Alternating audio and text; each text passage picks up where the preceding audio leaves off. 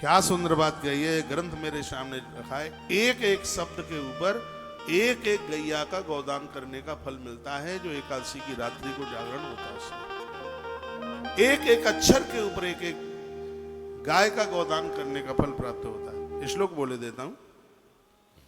छड़े छड़े तो गौदानम घट्याम चैव चतुर्गुणम। एकादशी तो 1000 गुनी हो जाती है जागरण के द्वारा, 1000 गुनी। आनंद उसका 4 गुना हो जाता है और एक एक क्षण में एक एक गोदान का फल प्राप्त होता है। प्रहरे कोटि गुण अक्षत विश्वास, शंख का घड़ी घड़ी पर नाम उच्चारण करने पर व्रत का 4 गुना फल। एक एक प्रहर तक भगवत कीर्तन करने से करोड़ गुना आनंद की प्राप्ति होती है। भगवान के समक्ष आधा निमेष जागरण करने पर व्रत का फल अनंत गुना फलदायी हो जाता है। जो श्रेष्ठ मनुष्य भगवान के समक्ष नृत्य करता है। लोग तो हंसी मजाक करते हैं, लेकिन लिखा है जो भगवान के सामने नाचते हैं, नृत्य करते हैं, उसको जो फल प्राप्त होता है वह जन्म से लेकर मरण तक कभी घटता नहीं है। जो भगवान के सामने नाचते हैं, भगवान के सामने जो नृत्य करते हैं, उनके द्वारा जो पुण्य होता है वो मृत्यु पर्यंत तक कभी समाप्त नहीं होता। भगवान के सामने, ठाकुर जी के सामने नृत्य करने की इतनी बड़ी महिमा है। श्लोक बोल रहा हूं। नर्तनम कुर्ते यस्तु केशवाग्रे नरोत्तम, न फलम हीयते तस्य आजन्म मरणांतिकम। जन्म से लेके मृत्यु पर्यंत तक पुण्य उनके कभी क्षीण नहीं होते। जो भगवान के सन्मुख नृत्य करते हैं, भगवान के सामने नाचते हैं। इसलिए शायद मीराबाई नाचती रही होगी। जीव सनातन गोस्वामी चैतन्य महाप्रभु ये भक्ति योग के अद्भुत महापुरुष थे, महात्मा थे। इन लोगों ने तो शरीर भी नहीं छोड़ा। चैतन्य महाप्रभु जगन्नाथ भगवान की प्रतिमा में लीन हो गए। मीराबाई रणछोड़ भगवान के विग्रह में समाहित हो गई। द्वारकाधीश में समा गई मां मीराबाई। इसमें बिल्कुल भी आश्चर्य मत कीजिएगा। मंदिरों में जो आप दर्शन करने के लिए जाते हैं, परिक्रमा करके जब आप नमस्कार करते हैं, आरती में खड़े होते हैं, इनके पुण्य इतने हैं शब्दों में जिसको बयानित नहीं किया जा सकता। जो मनुष्य एकादशी के दिन भक्ति पूर्वक 26 गुणों से युक्त जागरण करता है, वह मनुष्य इस संसार में दोबारा जन्म नहीं लेता। लंबे समय के लिए भगवान का पार्षद बनकर ईश्वर के पास रहता है।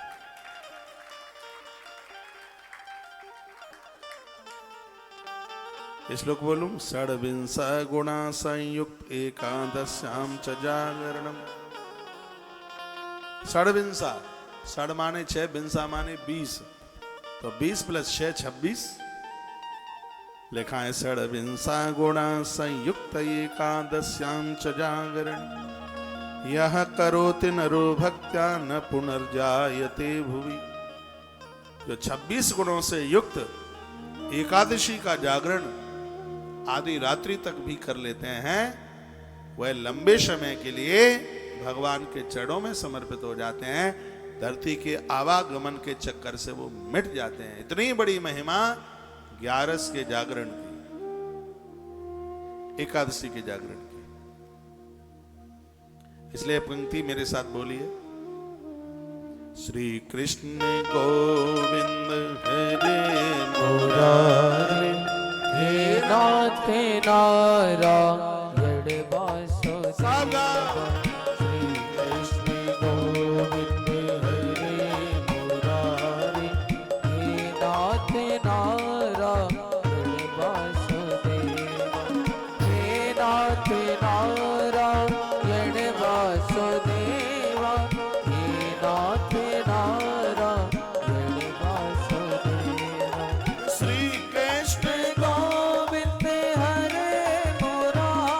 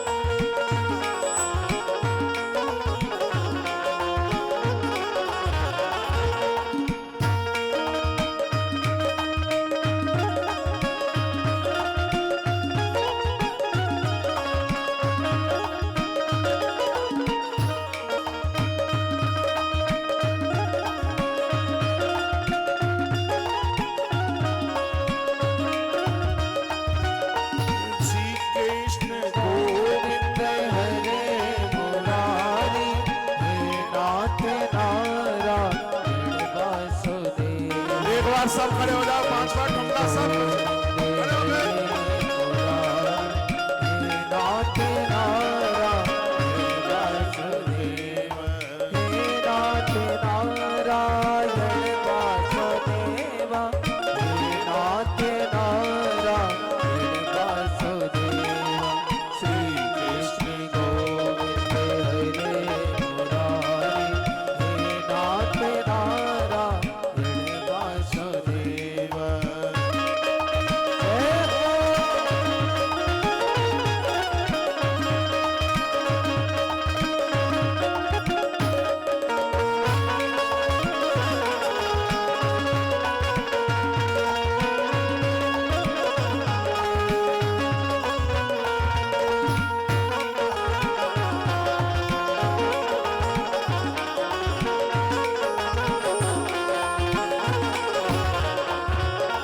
मैया यशोदा हरि को जगावे, जागो उठो बजने खोलो।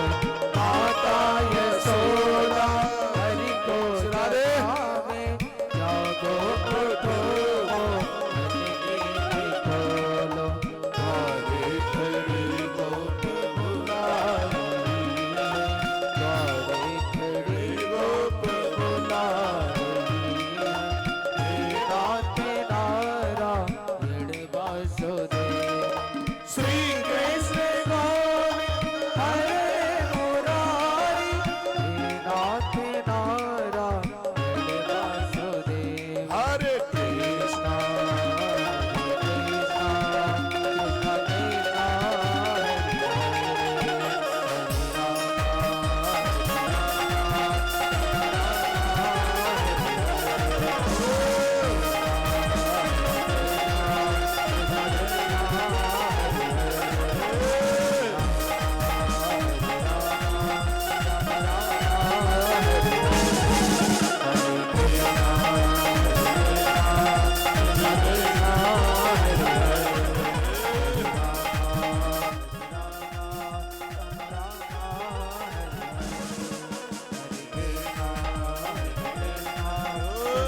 कृष्णा कृष्णा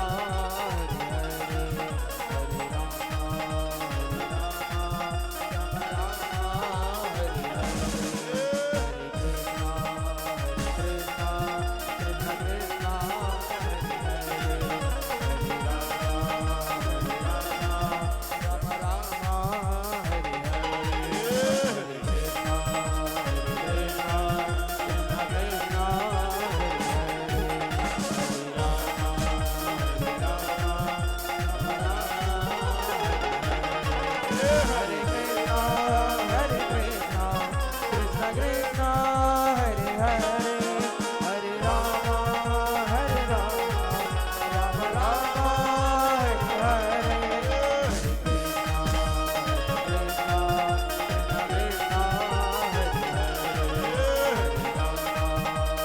आवाज बढ़ाओ।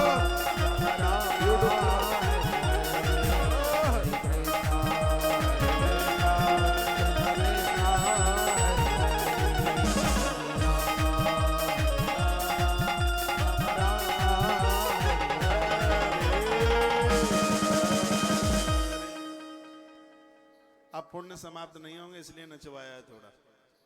देखा, नर्तनम कुरते यस्तु केशवाग्रे नरोत्तम, ना फलम हीयते तस्य आजन्म मरणांतिकम। जो भगवान के आगे नाचते रहेंगे उनके कभी भी पुण्य क्षीण नहीं होंगे, ऐसा वर्णन किया गया है।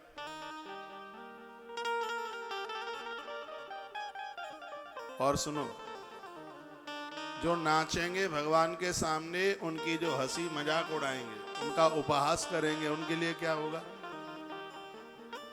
जो भी भगवान के लिए नाचता है, नृत्य करता है, भले ही आपकी पत्नी हो चाहे आपका हो पति, अड़ोसी पड़ोसी मित्र बांधव कोई भी हो, हाथ जोड़ के प्रार्थना है उसकी हंसी मजाक न उड़ाएं, क्योंकि भगवान के भगत की जो हंसी मजाक उड़ाएगा, जो भगवान के सन्मुख नृत्य करता है, उसका जो उपहास करेगा, उसकी क्या पोजीशन होगी? इसलिए हमारी भोली गोपी को देख करके आप हंसा ना करें। लिखा है विष्णु जागरणे प्राप्त उपहासम करोति यः। भगवान के जागरण में नाचने वाले का जो उपहास करेगा 60 वर्ष सहस्राणी विष्टायाम जायते क्रमी, वह 60,000 वर्ष तक विष्टा का कीड़ा बनेगा। ये ग्रंथ में लिखा है 60,000 साल तक विष्टा का क्रमी, विष्टा का कीड़ा बनेगा। इसलिए निवेदन है कभी भी भगवान के भक्तों का उपहास मत करना, हंसी मजाक मत करना। नारद जी का उपहास किया था। उपहास शंकर के 2 गढ़ थे, वो धरती पर रावण कुंभकर्ण बने। महादेव के गढ़ थे वो नारद जी को मुंह मिल गया था बंदर का, तो उन्होंने भारी परिहास उपहास किया, उसका परिणाम यह निकला। इस ग्रंथ में लिखा है 60 वर्ष सहस्राणी, 60,000 वर्ष तक विष्टायाम जायते क्रमी, विष्टा का कीड़ा वह बनेगा जो भगवत आराधना में तल्लीन है, उसकी जो कोई हंसी मजाक उड़ाएगा। भगवान के लिए जो नाचता है, नृत्य करता है, उसकी कोई हंसी मजाक उड़ावेगा तो उसकी ऐसी स्थिति हो जाएगी। भैया जो सुदर्शन चक्र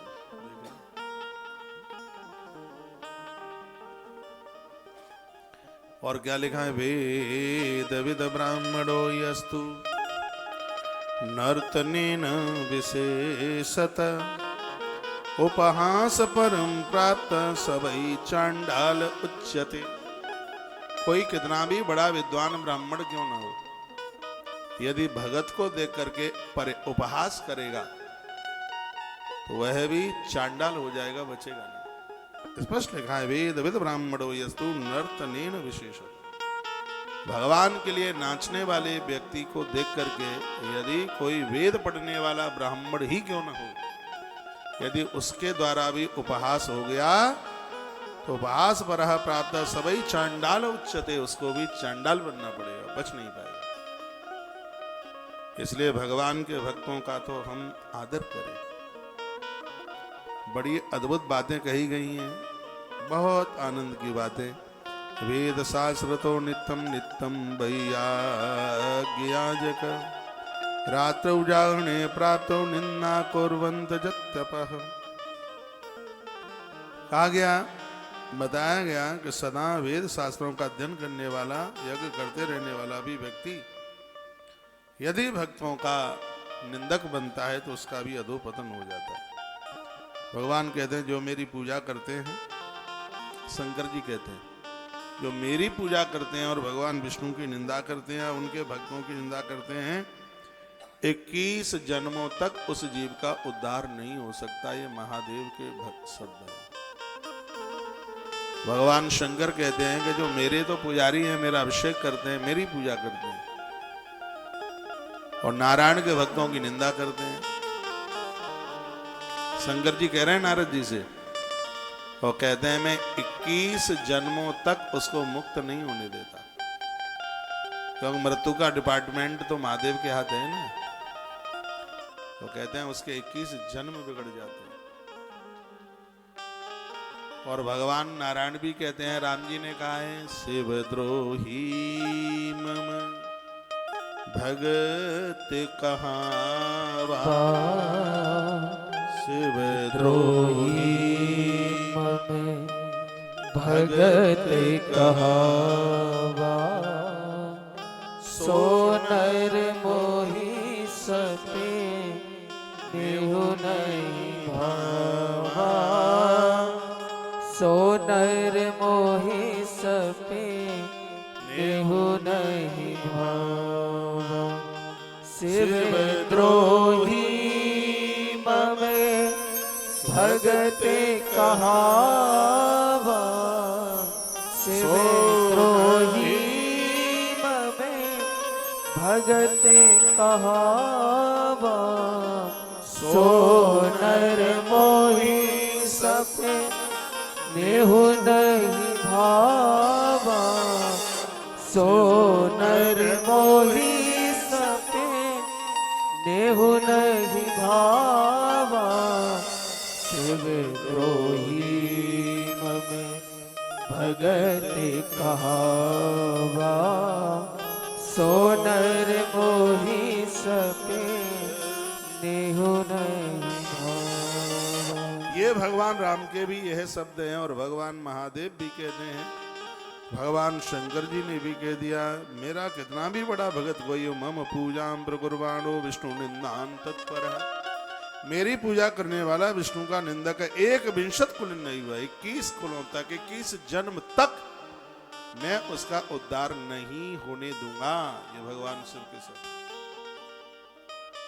इसलिए जो नारायण के भक्त हैं वो महादेव की पूजा किया करें, और जो महादेव के पुजारी हैं वह नारायण की पूजा किया करें। इसलिए तो हम आपके घर घर में नर्मदेश्वर और भगवान सालराम की पूजा करा रहे हैं।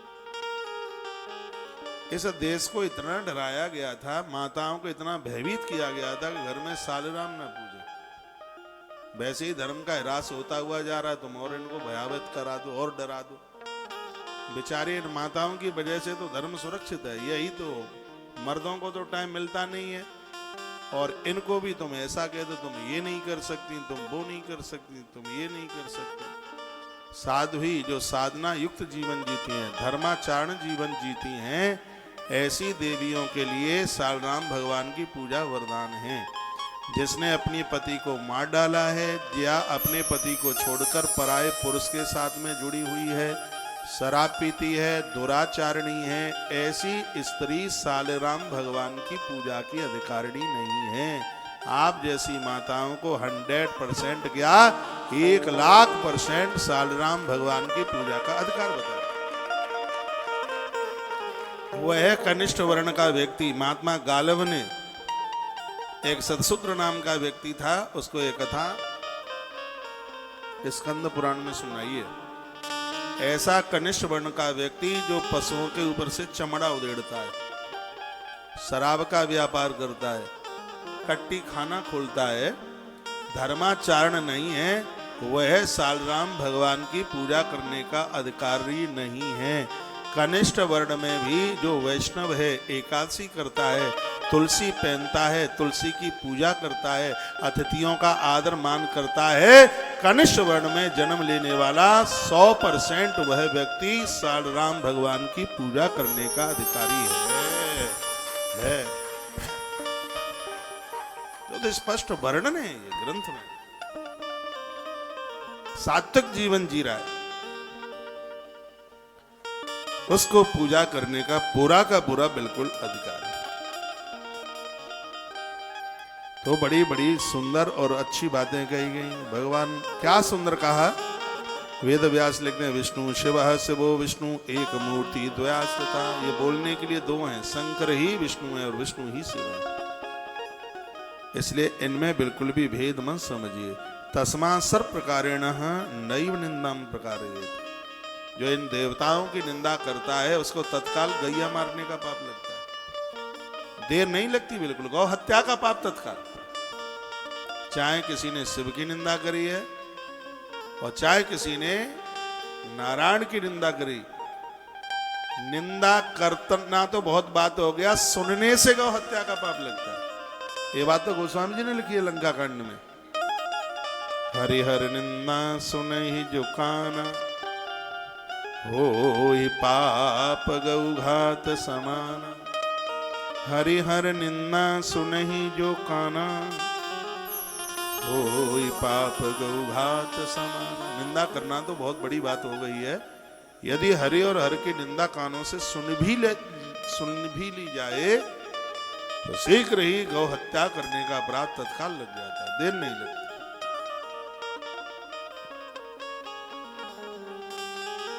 इसलिए सावधान। भगवान ने हमें और आपको मनुष्य बना करके भेजा है। इस जिंदगी से सुख मत लो, इस जिंदगी से आनंद ले लो। सुख तो महिषी को भी मिल जाता है, पशुओं को भी सुख मिल जाता है, लेकिन आनंद को प्राप्त करने वाला ये मनुष्य जीवन है। दुर्लभो मानसो देहो देई नाम छड़बंग। मनुष्य जीवन अपने आप में अति दुर्लभ है।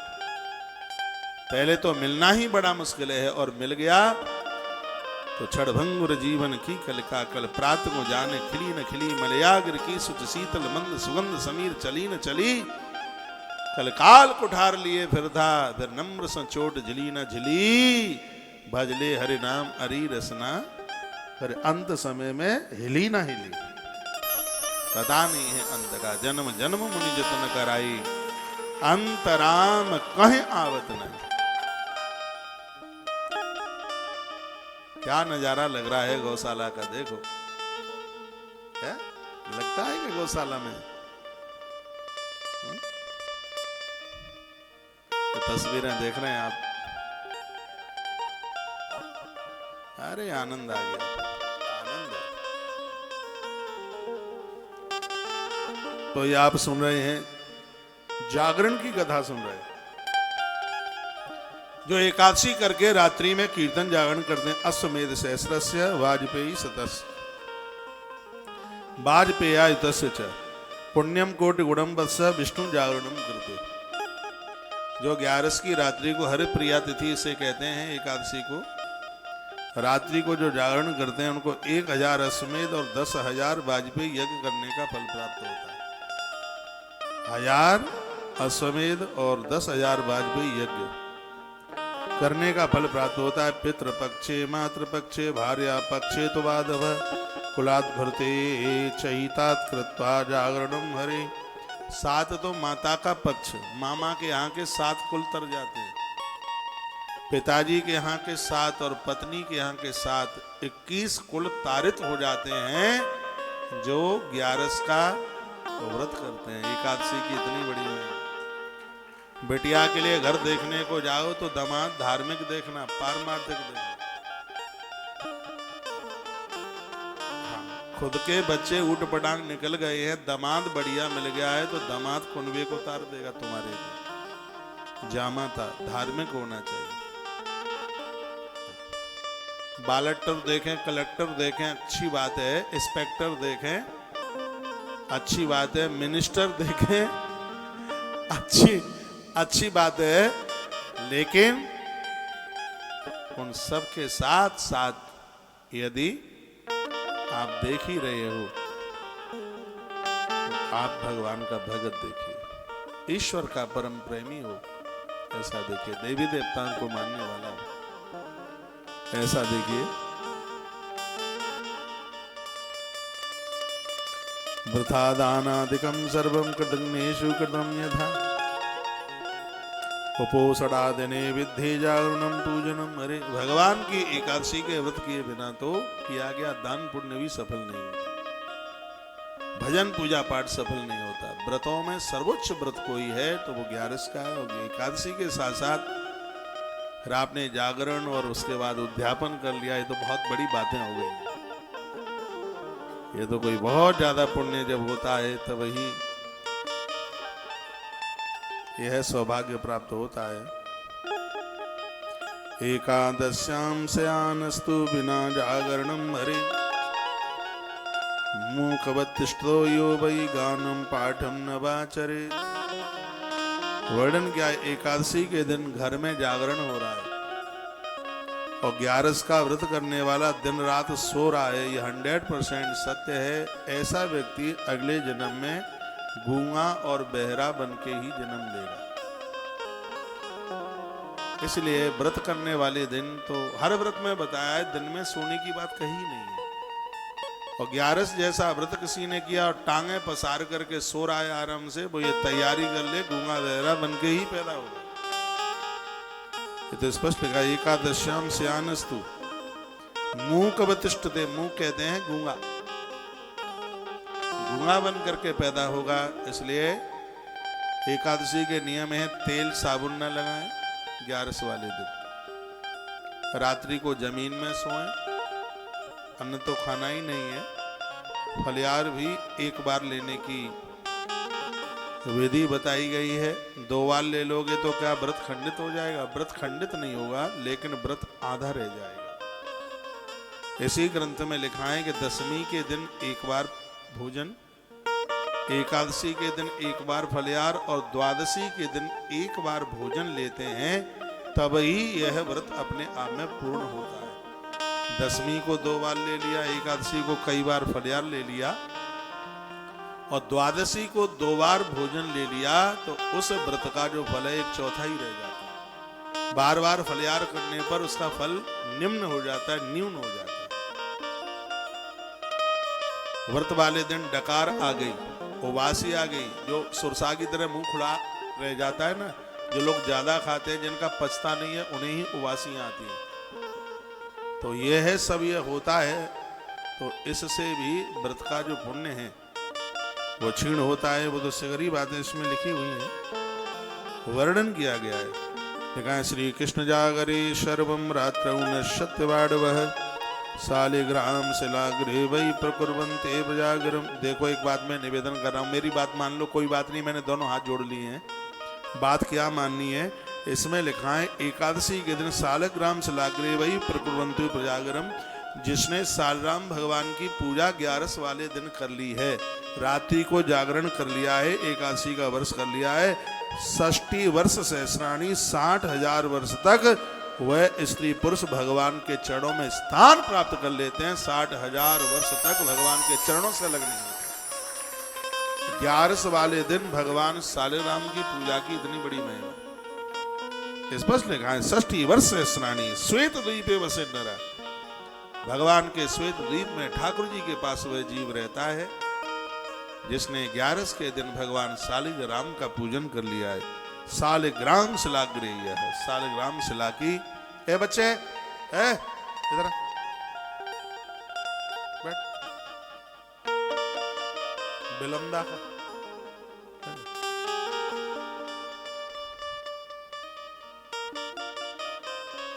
बात समझ में आ रही है? इतनी सुंदर बात कही। यामे फलम प्रोक्तम कोट्यंदाव समुद्भवम संप्राप्ते वासरे विष्णु न कुर्वन्ति जागरणम। वो तो जितना आप अपने आप को तपा लोगे उतनी ही उसकी फलश्रुति उसकी ज्यादा होगी। तो जो 26 जागरण के गुण हैं कुछ पहले बताए हैं, और वाद्य है ताल। सुनिए, तालियां, तेल से युक्त दीपक। जब भी आप जागरण करते हैं, पूजा करते हैं, जब करते हैं, तो घी तेल से युक्त दिया, भक्ति भावना पूर्वक संकीर्तन, प्रसन्न रहना, ये उन्हीं 26 गुणों में, संतोष रहना, जागृत रहना, और अपने समुदाय को बुला करके लाना। कोई रूठा भी है तो उसको आप मनाइए, अलौकिक धर्म है। ये जागरण के 26 ही गुणों में से है। इन गुणों युक्त यदि जागरण किया जाए तो भगवान को वह जागरण अति प्रिय होता है। और कितनी सुंदर बात कही है, चाहे एकादशी शुक्ल पक्ष की हो चाहे कृष्ण पक्ष की हो, दोनों एकादशियों का फल बराबर है। बहुत लोग शुक्ल पक्ष की एकादशी करते हैं और वो कृष्ण पक्ष की नहीं करते। इसमें वर्णन किया गया है, एकादशी का फल तब ही प्राप्त होता है जब दोनों पक्षों की 11 की जाए, दोनों पक्षों की एकादशी की जाए। एकादशी के दिन जो लोग व्रत नहीं करते, ऐसे लोगों को तीर्थ यात्रा का फल नहीं मिलता। स्पष्ट लिखा है, श्लोक नंबर 57 है, 57 बोले देता हूं मैं। लिखा है, कर्तव्यम तत्प्रयत्नेन पक्षयो शुक्ल कृष्णयो केवर्तई बहुवी क्षीणई तीर्था वासेन तस्यकम। उनको तीर्थ यात्रा से मतलब ही क्या है जो एकादशी नहीं करते। तीर्थों में भी जाकर 11 को अन्न खाते हैं, पेट भरते हैं, उनको तीर्थ यात्रा का कुछ भी नहीं मिलता। यहाँ तो एक बात और लिखी है, तुम भले ही एकादशी का व्रत नहीं करते हैं, यदि आप उस दिन तीर्थ में हैं तो तीर्थ में अन्न मत खाइए 11 को। ऐसा इस ग्रंथ में वर्णन है। तीर्थ में आपकी एकादशी पड़ गई है, 11 तीर्थ में पड़ गई है, तो तीर्थ में आप 11 वाले दिन अन्न मत खाइए, फल ले लीजिए, काम चल जाता है। भैया 29 दिन खाते हो, 14 दिन खाते हो, एक 15वें दिन ना खाओ तो कौन सा फर्क पड़ता है? कितनी अद्भुत बातें कही गई। हे नारद, यदि प्रवास में गए रहने के कारण थका हुआ भी व्यक्ति हो तो भी उस व्यक्ति को एकादशी नहीं छोड़नी चाहिए। यात्रा में गया है, हार गया है, थक गया है, आया है व्रत और रात्रि को जागरण, तो भी उसको उसमें एब्सेंट नहीं करनी चाहिए। भगवान कहते हैं ऐसा भक्त मुझे बहुत प्रिय है। पाप से मोहित होने के कारण यदि मेरा भक्त यह व्रत नहीं करता तो कैसे मैं कह दूं कि वो मेरा भगत है, और सब चीजें करता है, मेरा भगत है। भगवान शिव कह रहे हैं, भगवान शंकर कहते हैं जो मेरे पुजारी हैं वो भी एकादशी करो। भगवान शंकर कहते हैं व्यर्थम यत पूजनम तस्य मत पूज्यम यो न पूजेत। भगवान कहते हैं शंकर मेरी पूजा मत करो यदि तुम एकादशी नहीं कर सकते। कमाल की बातें कह दी। तुम ये सोचो कि महादेव तुम्हारे ऊपर प्रसन्न हो जाएगा तो धोखे में भी मत सोच लेना। स्पष्ट लिखा है व्यर्थम मत पूजनम तस्य, मेरा पूजन व्यर्थ में बेकार है यदि विष्णु के प्रति तुम्हारी श्रद्धा नहीं है। शंकर के शब्द है, नारद जी को ये सुना रहे हैं। भगवान कहते हैं व्यर्थम यत पूजनम तस्य मत पूज्यम यो न पूजित, मत करो मेरी पूजा। यदि तुम विष्णु को सम्मान नहीं दे सकते, तुम्हारे प्रिया एकादशी का व्रत नहीं कर सकते, तो मेरी पूजा करने का तुम्हें कोई फायदा नहीं। हमारी ये बातें सुनते रहोगे तो हरि और हर के जो भक्तों में जो भेद है वो भेद ही मिट जाएगा। बहुत लोग ऐसे पुजारी हैं, नारायण के भगत हैं, शंकर की खूब निंदा करते हैं। शिव के पुजारी हैं, 8:30 बज जाए तो मुझे बता देना, आरती कराऊंगा। अभी बजे नहीं है 5 मिनट का, मैं पहले ही मत बता देना। आप तो खूब तैयार बैठे हैं 8:30 बजाने के लिए, लेकिन वो तो अपने टाइम पर बजेंगे। कितनी अद्भुत बातें, आहा, भगवान शंकर ने कमाल कर दिया। भगवान भोलेनाथ कहते हैं व्यर्थम यत पूजनम तस्या मत पूज्यम यो न पूजे। क्या करोगे मेरी पूजा करके? फिर शिव कहते हैं जो मेरे पुजारी हैं वह भगवान नारायण की पूजा, और भगवान नारायण एकादशी से 11 से बहुत ज्यादा प्रसन्न होते हैं। जो मेरे पूज्य, जो मेरे भक्त हैं वो वैष्णवों की पूजा नहीं करते, ना वो शैव है, ना सूर्य भक्त हैं, ना शाक्त हैं, ना गाढ़ भक्त है, वो तो कुछ भी नहीं है। जो एकादशी के दिन भोजन करता है उसे पशु से भी गिरा हुआ जानना चाहिए।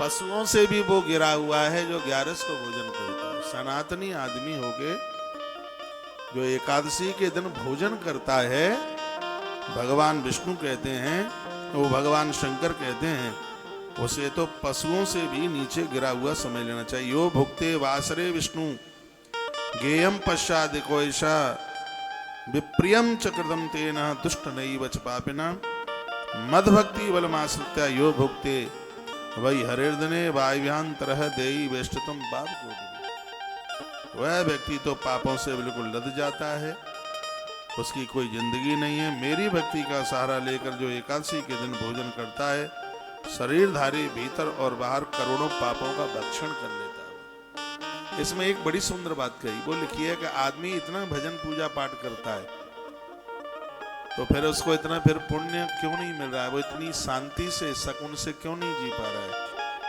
वो इसलिए नहीं जी पा रहा है कि उससे अपराध भी रोज उतने ही हो रहे हैं, तो वो ऐसे ही बैलेंस कभी नीचे कभी ऊपर, कभी नीचे कभी ऊपर होके चल रहा है। एकादशी के दिन अन्न खा लिया आपने तो उसके लिए गंगा जी में इतनी डुबकी लगाई, तीर्थ यात्रा करी, बहुत कुछ किया, उससे जो पुण्य आपको मिला, सबसे पहले तो वो पुण्य वहीं छीड़ हो रहा है जो एकादशी को अन्न खा लिया, उस पाप को ही छीड़ करने में वो पुण्य लगा, उसकी वृद्धि कहां से हो? तुलसीवन आश्रम में ऐसा नियम बनाया गया है कि एकादशी को यहाँ अन्न नहीं पकता, रोटी बनती नहीं है, 11 को नहीं बनती। एकादशी के दिन तो भैया सगरे भगत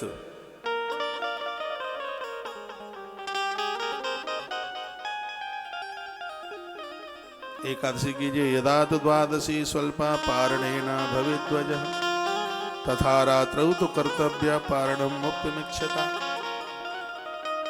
लिखा है, आज मैं दिन में भी बोल गया हूं, आधी रात्रि को नहाया नहीं जाता, आधी रात्रि को खाया पिया नहीं जाता, ऐसा हमारे ग्रंथ में लिखा है। लेकिन आधी रात्रि को द्वादशी जाने वाली है, त्रयोदशी आने वाली है। मुक्ति चाहने वाले लोग त्रयोदशी लगने से पहले ही अपना पारण कर लें। ये व्रत में पारण क्यों देखा जाता है? पारण इसलिए देखा जाता है कि त्रयोदशी न लगे उससे पहले हमारा व्रत भगवान को समर्पित हो जाए, उनको हम समर्पित कर दें। पारण में तुलसी पत्र लिया जाता है। यदि आप प्रदोष नहीं करते हैं तो चावल के द्वारा मुहूर्त खोला जाता है। यदात द्वादशी स्वल्पा पारणेन भवेत् ध्वजा तदा रात्रु कर्तव्य पारणम मुक्ति मुच्यते। मुक्ति के लिए लोगों को त्रयोदशी लगने से पहले ही पारण कर लेना चाहिए। बस एक बात कह करके और मैं आपको आरती की तरफ लेकर के जा रहा हूं।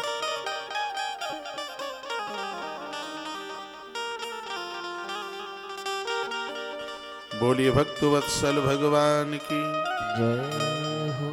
श्री हनुमान जी महाराज की जय हो। पहली बात तो यह है कि कल 9:30 बजे से जो अभी की कथा टीवी पर चालू हो जाएगी, जितनी देर का प्रोग्राम हुआ है उतनी देर तक, और उसके तत्पश्चात फिर शीघ्र ही कथा शुरू कर दी जाएगी।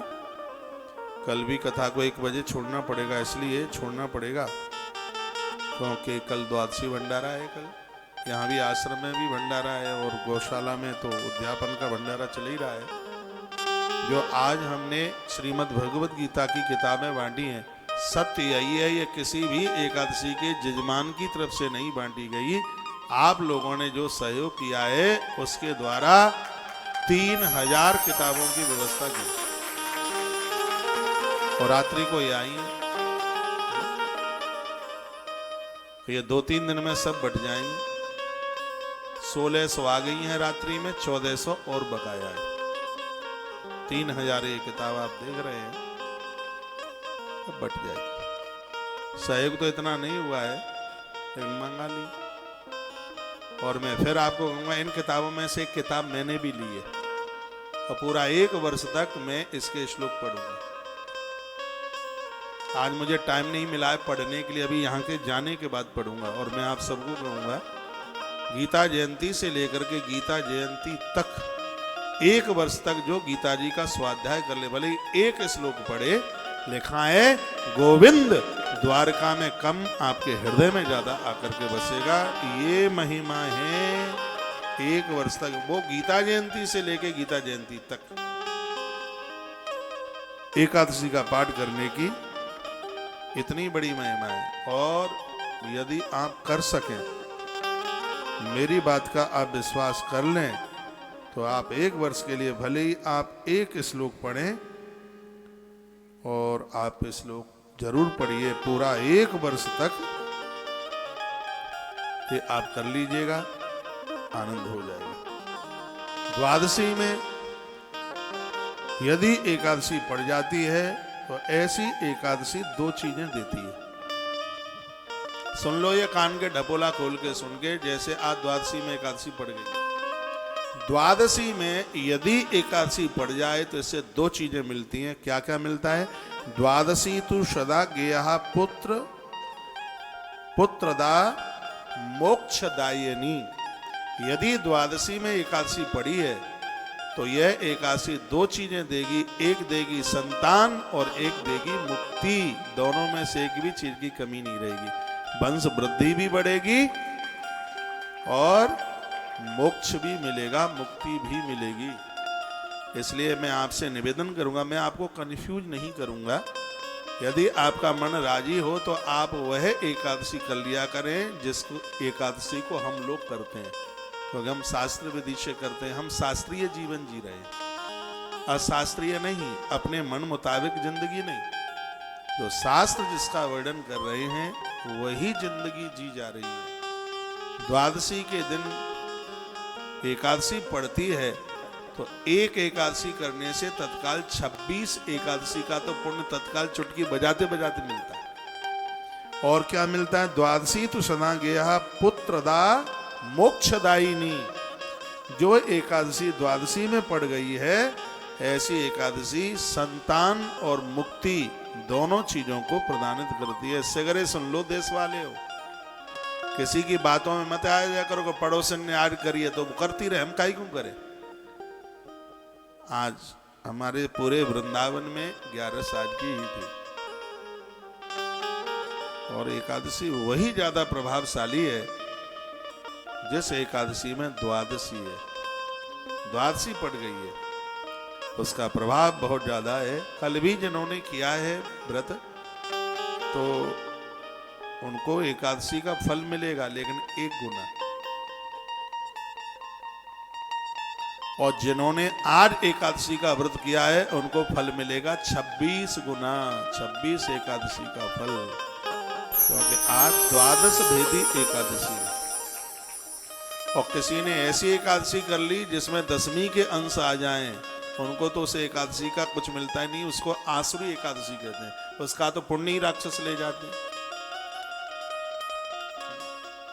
कल मैंने उन्मीलनी एकादशी में बहुत कुछ बातें बताई हैं, जो नहीं सुन पाए हैं कल की भी वीडियो सुन लें। बहुत बहुत धन्यवाद आप सभी के लिए। कल इसी व्यासपीठ से एकादशी कैसे उत्पन्न हुई, वहां से लेकर के 26 एकादशियों की तक की बातें, कल की तो बात छोड़ मन देना, बिल्कुल बहुत सुनने लायक बात होगी।